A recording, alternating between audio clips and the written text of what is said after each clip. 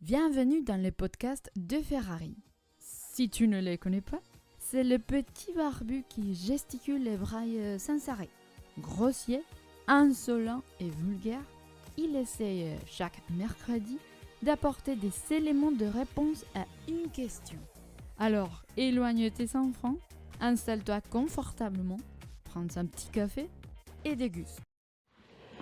Ouais, salut. Alors, t'étonne pas hein, si dans ce podcast aujourd'hui je crache, je tousse, je fais des bruits gutturaux, sales, ancestraux qu'on n'a pas l'habitude de retrouver, surtout dans des milieux maintenant très très bourgeois, les Parisiens, les Lyonnais, voilà, tous ceux qui se caressent un petit peu en faisant prout-prout là. Parce que je suis malade, voilà, ok, j'ai la putain de crève, ça race, parce que parce que j'ai animé. Dans le Beaujolais, tiens donc, ce week-end, c'était vachement bien, sauf qu'il y avait un gros vent. Et Hugo Ferrari, toute la journée dans le gros vent, Hugo Ferrari malade. Voilà, la gorge, que veux-tu, mon organe s'est enroué. Mon organe s'est enroué, putain, j'adore dire ça, organe. Et, et du coup, elle marche plus. Elle marche plus, elle est niquée, elle est complètement niquée, voilà, a pu. Alors, du coup, on est là pourquoi déjà? Ah oui, la question. Mathieu Jacquet qui me pose une question. Bon coureur hein, de trail court. Puis après, bon, dès qu'on passe 3 heures, c'est la découverte, je pense. Mais Mathieu, court rapide, qui me demande quel bénéfice d'une coupure. Mais je sais pas s'il est pas en train de la faire, la sienne d'ailleurs, en ce moment-là. Et en fait, quel bénéfice d'une coupure? Bah, tu vois, j'ai déjà balancé un peu le truc en disant, je sais pas s'il est en train de la faire la sienne. Globalement, dans l'esprit du sportif lambda, enfin, voire même du sportif pas lambda et qui est un très bon athlète et ceci, cela, euh, une année, en fait, c'est une saison sportive et à la fin, bon, bah, il y a une coupure et après, on passe à l'autre année. En fait, c'est un schéma que tout le monde suit, mais qui finalement est dicté par on ne sait quoi. Si tu veux, en fait, c'est au début, les sports, bon bah forcément, ils se sont dit, tiens, on va faire un circuit, puis le premier mec qui a pensé, il s'est dit, on va faire ça sur l'année, on va démarrer à telle date c'est fini, parce que c'est un sport de plein air, parce que c'est un sport d'hiver, ou d'été, ou de ceci, ou de cela. Du coup, c'est possible uniquement dans une petite partie de l'année. Et le reste du temps, bah, bon, bah voilà, il n'y avait plus de compétition. Donc les gens, tu vois, par exemple, en ski nordique, eh bien, ta saison démarre, je crois que la première Coupe de France est début décembre, puis la dernière doit être début avril. Et puis voilà, après, bon, bah, après, il n'y a plus de compétition de ski nordique. Alors progressivement, on a rajouté des conneries à droite à gauche. Bon, déjà les mecs, ils font un petit peu de vélo et de course à pied, donc de temps en temps ils en tentent une petite. Mais surtout, ils se sont fait un espèce de circuit, une atrocité sans nom là. Il y a un circuit français hein, de ski roue, c'est oh mon dieu. Et voilà. Mais du coup, en fait, la coupure intervient à la fin de sa saison sportive. Donc, je reprends le cas du ski nordique.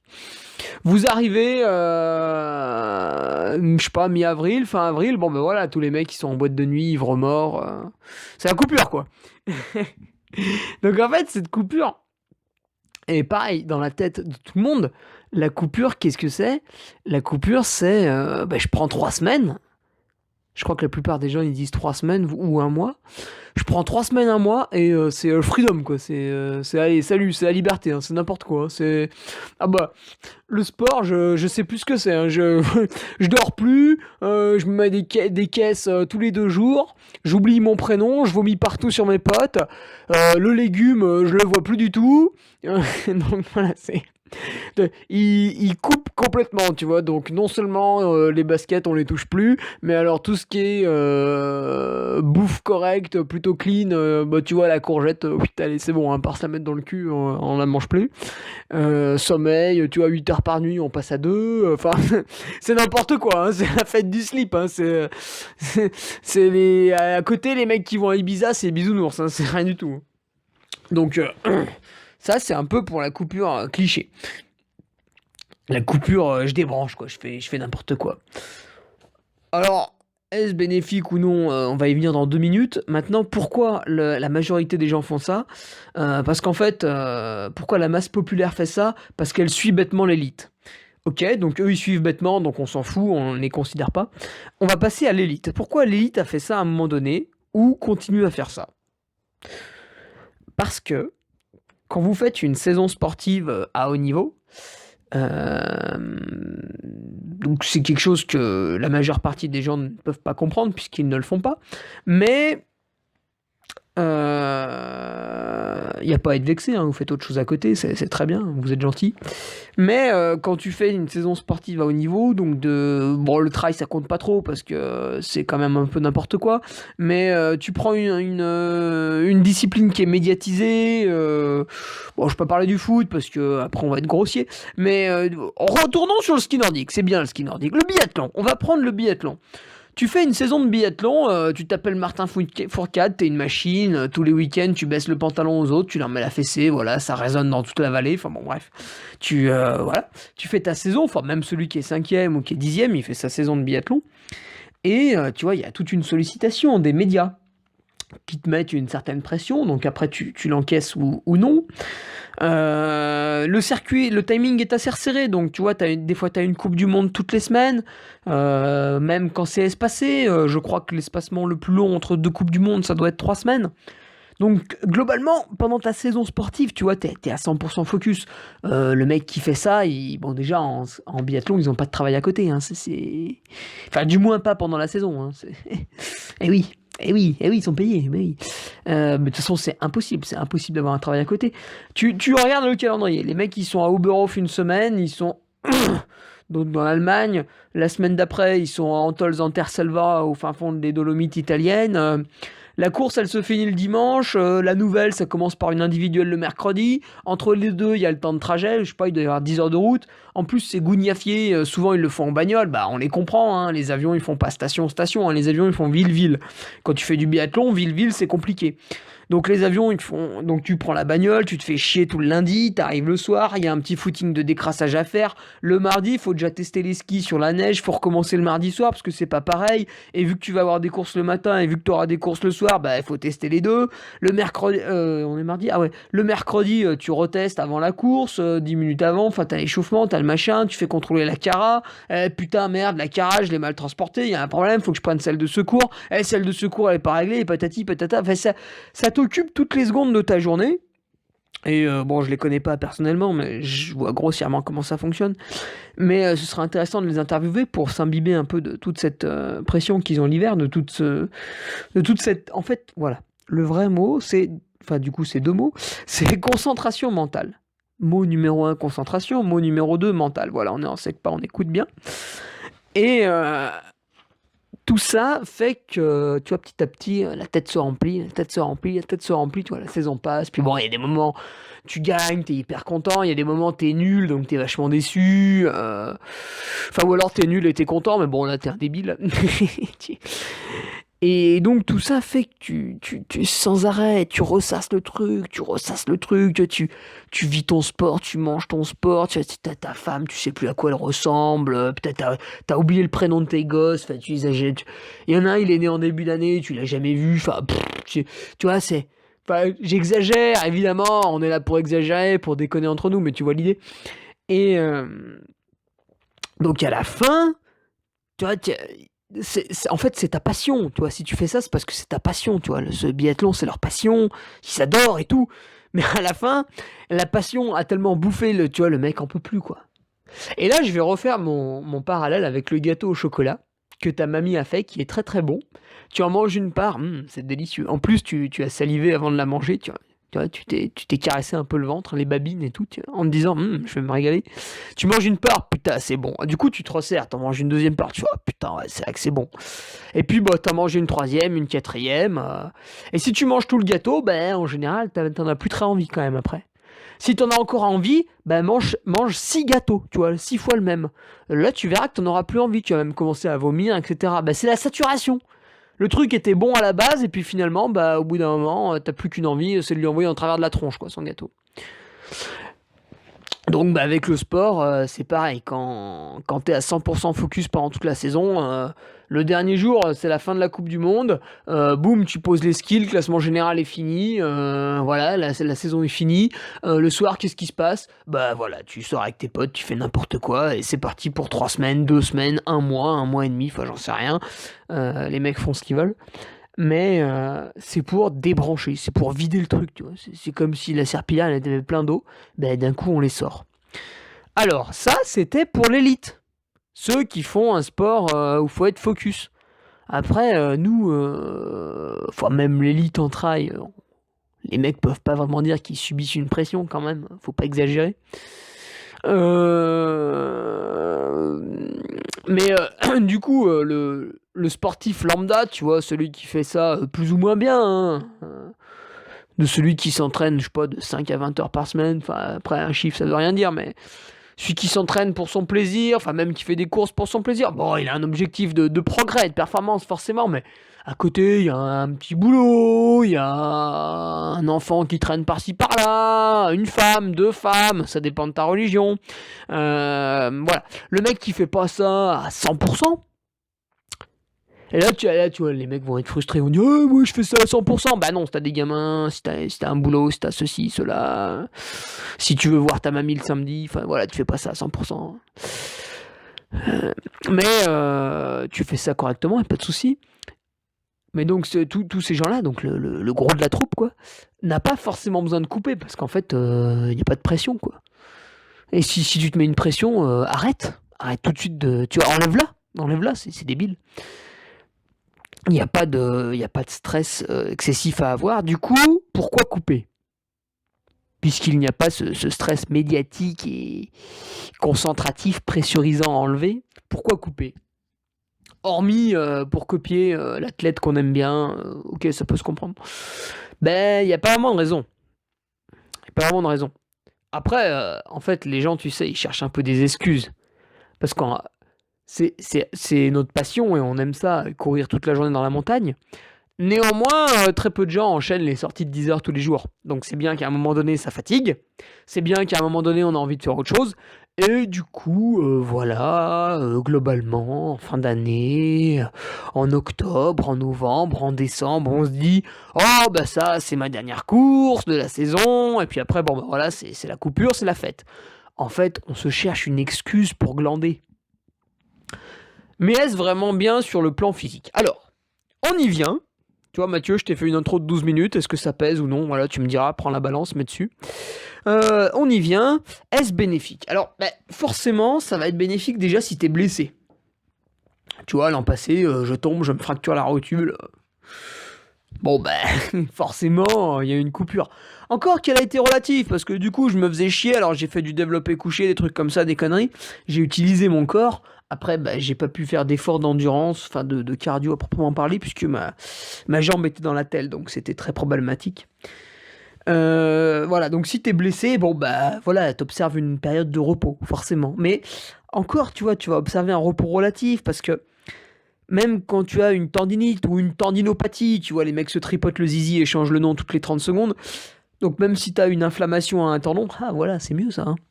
Même si t'as une inflammation à un tendon, est-ce qu'il faut stopper l'activité? De plus en plus, on y revient, tu vois. Alors, avant, je sais pas en quelle année, il y a encore des tarés qui le font. Les mecs ont une tendinite et le médecin va les plâtrer ou leur mettre une attelle, ou un truc, mais de Mathusalem, horrible quoi. Ah, vous avez le tendon du pied inflammé? Bah attendez, on va mettre une attelle et des béquilles et puis au bout de 2 semaines, ça sera parti. Alors, ils ont pas tort dans le sens où forcément l'inflammation, si tu veux, elle va diminuer d'elle-même et elle va se barrer. Mais du coup, tu auras tellement désadapté tes petits muscles autour. Tu vois, je te parle pas d'un gros quadriceps, je te parle d'un petit muscle de liaison, tu vois, un petit tendon, un petit fascia, une petite connerie à côté qui servait à lier 2 mini-os, 2 mini-saloperies. Là, lui, il sera désadapté, tu vas reprendre, tu vas avoir la jambe dure, tu vois, ça a pété ailleurs, c'est con. Donc même de plus en plus maintenant quand les gens sont blessés, on essaye gentiment de les guider vers un autre mouvement qui ne leur fait pas mal. Qu'en fait, si tu suis un petit peu la page de Thomas Laure Blanchet, qui est une page très intéressante puisque l'homme est est kiné, et puis vu son passé en course à pied, bah forcément il a des conseils très très très intéressants. Il avait mis il y a pas longtemps un espèce d'algorithme. Attention, hein, le mot algorithme est barbare, mais c'était quand même très trivial. Trivial, ça veut dire facile, hein, pour ceux qui vraiment ont des difficultés avec la langue française. Très trivial dans le sens où, en fait, ça disait est-ce que vous êtes blessé? Oui, non. Si vous mettiez oui, enfin si vous mettiez non, forcément il y avait poursuite de l'entraînement. Si vous mettiez oui, ça partait dans la course à pied, vous provoque-t-elle une douleur? Oui, non. Alors si ça partait dans oui, après on allait sur le vélo, vous provoque-t-il une douleur? Oui, non. Et puis là, si vous renseignez non, en fait, ça vous disait bah entraînez-vous en vélo. Ah, est-ce que tu vois la philosophie qui est derrière là, tout ça? Tu vois, je pose la question. Bon, vu que là, je suis en train de poser la question à mon téléphone, je m'entends pas une réponse, mais t'as compris. Tu m'as compris, comme dirait Gilbert dans Taxi. Ah, quel beau film, Taxi. Pourquoi on parle de Taxi? Ah oui, la coupure, c'est bénéfique quand t'es blessé. Donc oui, un petit peu, mais en général, on trouve une activité de remplacement, ouais, pour en fait continuer à entretenir le, le corps humain, quoi, faire tourner la machine. Parce que bon, après, la coupure, ça peut être bénéfique. Donc, tu le vois, hein, si t'as fait une saison. Ouais, tu vois, par exemple, à la limite, quelqu'un qui a une année, il se dit putain, l'an prochain, j'ai envie de faire toutes ces courses. Ouais, je sais, j'abuse un peu, mais ouais, j'ai envie de faire ces 6 ultras, quoi. Tu vois, c'est l'année ou jamais. Ou alors, le mec, tu sais, il s'est fait tirer à la loterie pour. Tu vois, je dis ça parce que je vais le tenter cette année. La Hard Rock et la Western States, donc tu joues chaque année, et puis vu que tu as très peu de chances d'être pris, bon bah quand on te prend, tu fais pas la fine bouche. Tu vois, le mec qui est pris à la Hard Rock et à la Western States, il va se dire oh putain, mais je peux pas passer à côté de l'une ou l'autre. Ouais, ça fait 5 ans que je joue à la loterie, c'est bon quoi. Donc le mec va enchaîner les deux, tu vois, 2 ultras en 3 semaines, truc stratosphérique. Donc là, forcément, il y aura une coupure derrière, parce qu'il aura fait un truc anormal, entre guillemets. Mais après, le gars qui va gérer sa saison intelligemment avec 3 objectifs, une phase de préparation, une phase de préparation physique générale, une phase de préparation physique spécifique, une phase d'affûtage et l'objectif et la phase de repos derrière, bah forcément, si tu cours 100 km, tu vas pas, le dimanche, tu vas pas reprendre l'entraînement le lundi, tu vois, c'est délicat quand même. Ou alors tu vas faire 1 heure de vélo en tournant les jambes, mais ce sera pas vraiment un entraînement, ce sera plus une oxygénation qui va permettre à ton corps d'éliminer plus vite les toxines. Une récup, quoi. Donc, tu vois, c'est pour ça que la coupure, à mon sens, n'est pas vraiment bénéfique, parce que si tu te dis, oh bah là, on est mi-octobre, moi c'est l'heure de ma coupure, pendant 3 semaines je fais plus rien. Bon, d'accord. Mais du coup, tu vas vachement te désadapter à l'effort. Ouais, alors je sais, quasiment toutes les études montrent que tu perds rien du tout, et c'est vrai. Mais je pense qu'en fait, tu te mets en danger d'un point de vue de la, de la blessure. En fait, tu vois, moi je le vois, quand pour une raison ou pour une autre, j'ai pris un tout petit peu plus de jours de repos que ce que j'avais besoin. Tu vois, admettons, après un trail, on se dit, ouais, je pense que j'ai besoin de 3 ou 4 jours de repos. Puis finalement, t'avais des trucs à faire, puis voilà, enfin bon, t'as pris une semaine. Et en fait, quand tu reprends, tu vas être beaucoup plus frais, beaucoup plus juteux, et tu vas faire tes entraînements un petit peu au-dessus de ton potentiel du moment. Et du coup, tu vas frôler la blessure, tu sais, la salope, là, la... Ah, putain, le claquage, voilà. Idem, tu vois, ça c'est un truc, les mecs qui se blessent avant la course, ça c'est très souvent. Pendant la phase d'affûtage, tu remets en route la machine avec quelques intensités, et en fait, vu que t'es tout frais pour la course, les intensités, si t'as pas de truc pour contrôler un petit peu, tu vois, un chrono et un stade, ou un capteur de puissance en vélo, ou une montée référence à pied, bah tu vas avoir tendance à la faire beaucoup trop vite. Et du coup, c'est possible que vu que tu la fasses trop vite, tes fascias, ils se disent, oh là là, qu'est-ce qui se passe, pourquoi c'est autant intense, pourquoi l'étirement est aussi violent, tu vois, avec une foulée qui serait beaucoup plus étirée, beaucoup plus allongée. Ah, ça va péter, bim, et voilà, c'est bon, c'est la contracture. Donc, ouais, la coupure, ça peut être bien, bah, si t'as un souci, tu vois, bon, j'ai fait l'UTMB, forcément, derrière, il y il y a eu 10 jours où j'ai rien fait, parce que qu'est-ce qui s'est passé? Alors on pourrait y revenir en détail, mais bon, déjà il y a eu 3 jours où j'avais l'impression qu'on m'avait roulé dessus avec un rouleau compresseur. Donc là, déjà, me lever du lit et bouger dans la pièce, c'était bien. Après, il y avait tellement de sommeil à rattraper que j'avais la tête dans le gaz pendant encore 3-4 jours, donc là ça finissait la semaine. Et vu que j'avais jamais fait 10 000 mètres de dénivelé positif en une fois, j'avais les 2 tendons d'Achille qui tiraient un peu.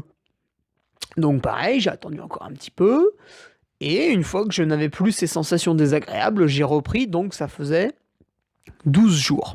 J'ai fait 12 jours sans course à pied. Donc en fait, on pourrait appeler ça une coupure. Parce que pendant 12 jours, je n'ai plus pratiqué mon activité. Mais finalement, ma coupure n'a pas été dictée par un dogme, par un connard qui dirait il faut couper 3 semaines.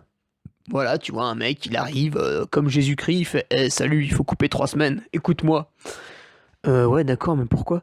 Et non, en fait, ma coupure, donc là, elle a duré 12 jours, elle a été définie par mon corps.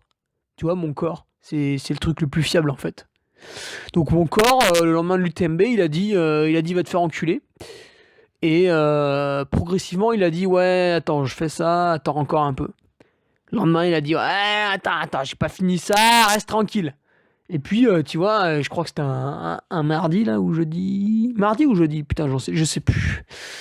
Et ouais, je me suis levé, je sentais que ça tirait plus et tout. J'ai dit bon, bah allez, footing 40 minutes. S'il n'y a pas de douleur, envoie d'un petit mail à Patrick Barger en lui disant bah écoute mon Patrick, ça va bien, on est reparti quoi. Et c'est ce qui s'est passé. Donc voilà, finalement, une coupure, bah forcément on va tous en faire dans l'année, puisque tu finis une grosse course, t'as donné. C'est valable même en trail court pour mon ami Mathieu Jacquet là, tu vois, il fait, bon il l'a pas fait cette année la Skyrun, mais qu'est-ce qu'il a bien fait déjà? Bah le championnat de France, enfin voilà, pas retracer le... Mais au championnat de France, il fait. Bon, il a été battu par Alexandre Finn, mais bon, ils sont tellement forts en espoir, les mecs, maintenant. Et donc, il a fait un super championnat de France, tu vois, dans le top 5. Et le lendemain, bah, forcément, il n'y avait peut-être pas une destruction musculaire aussi extrême qu'après un ultra, parce que là, on est quand même dans le summum de la débilité. Mais il y avait une destruction musculaire, ça c'est sûr, hein, vu l'allure où il est allé. Et surtout, il y avait eu une implication mentale pendant la course, une intensité, une tension, qui fait que non seulement il avait besoin de régénérer ses muscles, ça c'est une chose.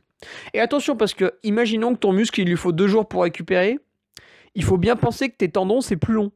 Donc si ton muscle, il lui faut 2 jours pour récupérer, tes tendons, il leur en faut 4. Voilà, ça il faut bien y penser pour pas se blesser. Et tu vois, c'est un conseil que je donne comme ça, c'est gratuit, voilà, tu vois, tu te baisses, tu ramasses, tu prends. Et qu'est-ce que je disais déjà sur Mathieu? Ah oui, la tension, tu vois, la tension, l'implication mentale. Donc en fait, il y a aussi une récupération nerveuse. Parce que, tu vois, le mec, il a stressé son corps pour pousser dans les moindres retranchements. Surtout Mathieu, qui est quelqu'un, tu vois, c'est un énergumène, hein, il y va, quoi. Quand il y va, il y va. Il n'a pas trop de soupape de sécurité, tu vois. La machine turbine, et bon, tant qu'il y a l'essence, elle continue, quoi. Il n'y a pas le voyant qui s'allume, ça pète, et voilà. Et donc, bah, il y avait cette tension mentale à évacuer. Tu vois, une coupure psychique, en fait, aussi. Donc il a coupé, je sais pas, peut-être 7 jours, enfin faudra lui demander, enfin, on s'en fout, tu vois, de toute façon il a coupé le temps qu'il fallait, quoi. Après, il peut y avoir aussi une fatigue psychique avec l'ultra. Tu vois, mettons, à la moitié de ton ultra, tu t'es senti mal, et t'as été obligé de pousser dans tes retranchements pour finir, donc là déjà je te dis bravo, félicitations, c'est bien. Tu n'as pas bâché comme une pédale, au moindre problème qui survenait. Donc tu t'es poussé dans tes retranchements pour finir, et du coup, bah, putain, t'as été obligé de faire appel à les techniques mentales, t'as été obligé de te dire, putain, allez, vas-y, relance, continue. Enfin, relance, quand t'es sur un ultra, on dit pas relance, parce que quand t'es à 4 km/h, on dit pas relance, on dit juste marche. Et, enfin, vas-y, allez, mets un pied devant l'autre, putain, t'as envie de gerber et tout, mais continue à avancer, allez, tu vois, tu te flagelles, quoi, tu te fais du mal avec ton cerveau. Et du coup, le fait d'avoir focus ton cerveau sur la douleur comme ça pour continuer à avancer, tu vois, t'as poussé la bête, bah, il va falloir un petit peu le laisser cool, quoi. Tu vois, si une semaine après, tu tu recommences à le titiller avec un 12 fois 2 minutes en lui disant allez, le cerveau il va péter un câble, quoi, il va faire un burn-out du sport. Donc, forcément, on fait tous des coupures, on a tous des jours de repos en fait dans l'année, c'est obligé, tu vois, il y a un jour où tu peux pas faire de sport, c'est normal. Après, si tu peux plus faire de course à pied, puis voilà, tu vois, pendant un mois, t'as plus envie de courir, tu cours plus. Mais je te conseille pas de rien faire, de rester sur ton canapé. À la limite, trouve du plaisir à faire une sortie vélo, trouve du plaisir à faire une sortie natation, va t'inscrire dans un club de boxe ou de karaté, enfin, tu vois, mais faut bouger. Il faut bouger pour conserver tout. Le dynamisme, le mouvement, pour que les rouages soient toujours bien huilés. Ouais, à la limite, tu vois, si t'as un peu de temps à perdre, si t'as rien à foutre, fais l'expérience. Mets-toi au lit pendant une semaine, tu vois. Pendant une semaine, tu bouges pas de ton lit. Mais tes muscles vont fondre, ça va être affreux. Donc voilà, même si tu ne suis plus un entraînement rigoureux, en fait, tu peux dire c'est ma coupure. Donc tu dis à ton entraîneur je coupe. Donc tu dis voilà, pendant un mois, je veux plus d'ordre. D'accord ? C'est ma coupure, je veux plus d'ordre pendant un mois. Donc lui il fait bon, ok. Et puis en fait, toi, à côté, tu vas faire, je sais pas, du ping-pong, une sortie de vélo avec des potes, n'importe quoi. Tu vois, un truc où la tête débranche, mais le corps continue à être actif à une intensité vraiment modérée. Enfin, ou après, tu peux faire un sprint avec tes potes, hein, bien sûr, il n'y a rien qui gêne. Mais du coup, je pense que pour monsieur tout le monde, l'intérêt d'une coupure, entre guillemets, donc d'une période de repos allongée, ça va être juste de se dire ouais, toute cette année j'ai suivi un plan d'entraînement, ça m'a un peu fait chier certains jours au niveau des contraintes avec le boulot, avec la gonzesse et tout. Mon amour de femme, pardon. Ça m'a un peu fait chier avec tout ça et ouais, du coup là pendant un mois j'ai envie d'être tranquille. Donc bon, tu dis à ton coach, enfin ouais, à celui qui te fait ton plan d'entraînement, enfin voir même si c'est toi, tu vois, tu faisais un plan d'entraînement avec des intensités, du bordel et tout. Tu dis ouais non, attends, pendant un mois là c'est fini, je ne suis plus de règles. Voilà, la règle c'est qu'il n'y a pas de règle. Et puis le mercredi tu vas faire une sortie de 2 heures de vélo avec tes potes, vous mettez des sacs dans l'école, enfin voilà, vous rigolez bien. Le vendredi, ta copine fait de la natation, tu vas l'accompagner. Le samedi, vous faites une randonnée en famille avec ton gosse de 6 ans. Enfin voilà, tu vois, ça à mon avis c'est plus une coupure adaptée à l'ensemble de la population. Plutôt qu'un truc où pendant 3 semaines je fais plus sport, je me mets la tête à l'envers et tout. Où là on est... Ouais. Après tu peux le faire aussi, il n'y a pas mort d'homme. Hein. Mais à mon avis c'est un tout petit peu moins productif. Bon. Voilà, écoute, je pense que j'en ai pas mal dit. Putain, on va attendre une demi-heure. Mais je pensais qu'il y avait que dalle à raconter. Et puis finalement on s'est fait plaisir. Bon écoute, sur ce, je te laisse. J'espère que tu as passé une journée... agréable et bénéfique et que tu vas être dans le bien-être et que tu vas faire du yoga et qu'on va tous s'auto-sucer. Allez, salut, on se dit à la semaine prochaine. Épisode terminé. Il est disponible sur YouTube, SoundCloud et Facebook. Dans un élan de gentillesse, il le laisse libre de téléchargement sur SoundCloud et sur son site internet. Les liens sont dans la description. Si tu veux qu'il se tortue l'esprit sur ta question, harcele-le par mail hugue.ferrari@laposte.net. À mercredi prochain.